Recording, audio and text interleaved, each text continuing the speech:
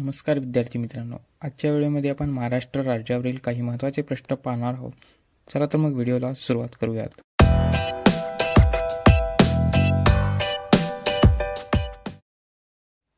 महाराष्ट्र राज्याची स्थापना ही 1 मे 1960 रोजी झाली. द्वैभाषिक महाराष्ट्र राज्याची स्थापना 1 नोव्हेंबर 1956 रोजी झाली. मित्रांनो, हा PYQ आहे. महाराष्ट्र राज्याची राजधानी ही मुंबई आहे. महाराष्ट्र राज्याची उपराजधानी ही नागपूर आहे. महाराष्ट्राचे पहिले मुख्यमंत्री यशवंतराव चव्हाण हे तर सर्वांना माहीत आहे, पण महाराष्ट्राचे पहिले राज्यपाल हे श्रीप्रकाश होते, हे देखील PYQ आहे. महाराष्ट्र राज्याचे क्षेत्रफळ हे 3,07,713 आहे. महाराष्ट्राची पूर्व पश्चिम लांबी ही 800 किलोमीटर आहे व दक्षिण उत्तर लांबी 700 किलोमीटर आहे. स्थापनेवेळी महाराष्ट्रात 26 जिल्हे, 229 तालुके व 4 प्रशासकीय विभाग होते.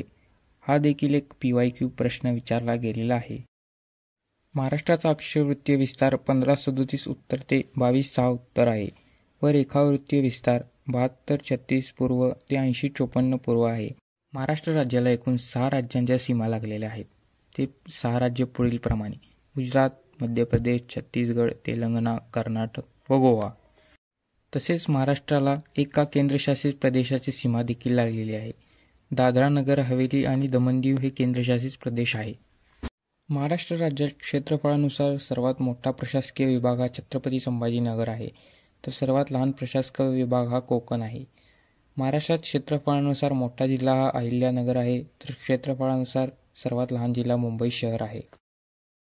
मित्रांनो, सध्या महाराष्ट्रात 29 महानगरपालिका, 34 जिल्हा परिषद, 245 नगरपालिका, 351 पंचायत समित्या, 146 नगरपंचायत व 27,913 ग्रामपंचायती आहेत.